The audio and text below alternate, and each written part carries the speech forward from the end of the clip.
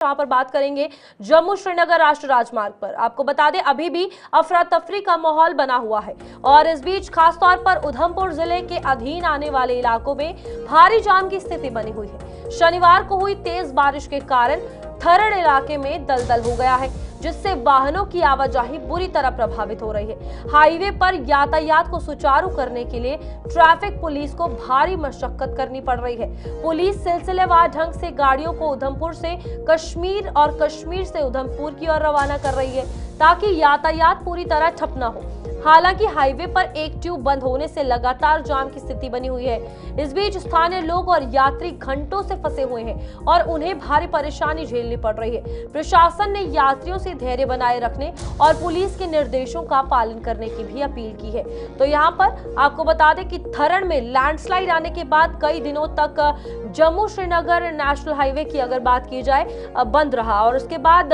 यहाँ पर लगातार मशीनरी लगाई गई, वहां पर मलबा हटाया गया और थोड़ा एक टेम्पररी रास्ता बनाया गया, जिसके चलते अभी भी जो बारिशें वहां पर हो रही हैं वो इस रास्ते को खराब कर रही हैं। वहां पर जम्मू श्रीनगर हाईवे पर जाम लग चुका है क्योंकि आने जाने वाली गाड़ियों की संख्या बहुत ज्यादा है। इन दिनों ट्रक्स जो है वहां से छोड़े जा रहे हैं, जिसमें राशन का सामान भेजा जा रहा है कश्मीर से जम्मू और जम्मू से कश्मीर की और जितनी भी गाड़ियां जा रही हैं उनमें काफी ज्यादा घंटों जाम की स्थिति बन रही है और ओवरऑल सिचुएशन काफी ज्यादा क्रूशियल है क्योंकि रिस्क है और इस बीच एडमिनिस्ट्रेशन धीरे धीरे इन गाड़ियों को छोड़ रहा है ताकि कोई भी दिक्कत परेशानी जो यात्रियों को ट्यूब बंद होने से आई है वो ना आए, क्योंकि सिंगल रोड है, सिंगल लेन है और इस बीच अफरा तफरी जाहिर सी बात है मचेगी क्योंकि हजारों की संख्या में एक दिन में गाड़ियां वहां से गुजर रही हैं और सभी गाड़ियों को ढंग से निकालना बिना किसी प्रॉब्लम के वो एक बड़ा चैलेंज है एडमिनिस्ट्रेशन के लिए, जिस पर वो काम कर रहे हैं। किशोर शर्मा हमारे संवाददाता उधमपुर से हमारे साथ जुड़ चुके हैं। किशोर, इस वक्त जम्मू श्रीनगर नेशनल हाईवे की बात की जाए, थरड़ इलाके में क्या कुछ हालात बने हुए हैं? देखिए, जिस तरह से आप सब जानते हैं कि हाईवे लगातार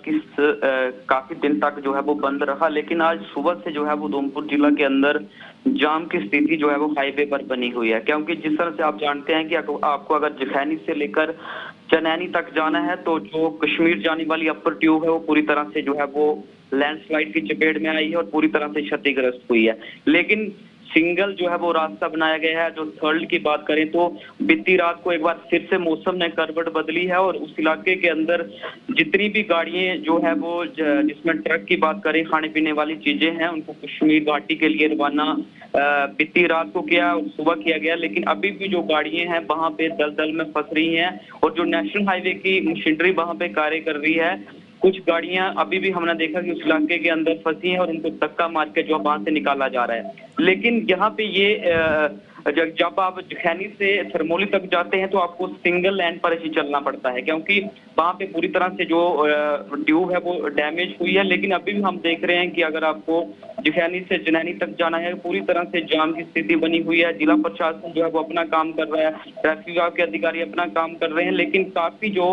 हालत है वो उसी तरह से बनी हुई है क्योंकि जो भी डोडा भद्रवाह किश्तवाड़ से गाड़ियां आ रही हैं, जैसे ही वो ऊपर से गाड़ियां आती हैं तो कहीं ना कहीं जो है वो जाम की स्थिति बनी रहती है। लेकिन अभी भी हमने देखा कि 4 से 5 हजार के करीब जो गाड़ी कश्मीर घाटी के लिए जाना चाहती है उसको जो है वो जखैनी चौक पर रोका गया। उनको ये कहा जा रहा है कि मौसम साफ रहता है, जाम की स्थिति वहां पे कम होती है तो उन गाड़ियों को जो है वो आस्ता आस्ता वहां से छोड़ा जाएगा। जी, अब यहाँ पर किशोर ये भी देखने को मिल रहा है जिस जगह पस्सी आई थी, जो प्रॉपर रूट बंद हो गया था बीते कुछ दिनों पहले, तो वहां पर लगातार कुछ गाड़ियां छोड़ी जा रही हैं, फिर मलबा हटाया जा रहा है। तो इस वक्त सिचुएशन काफी ज्यादा वहां पर क्रूशियल है अगर देखा जाए तो।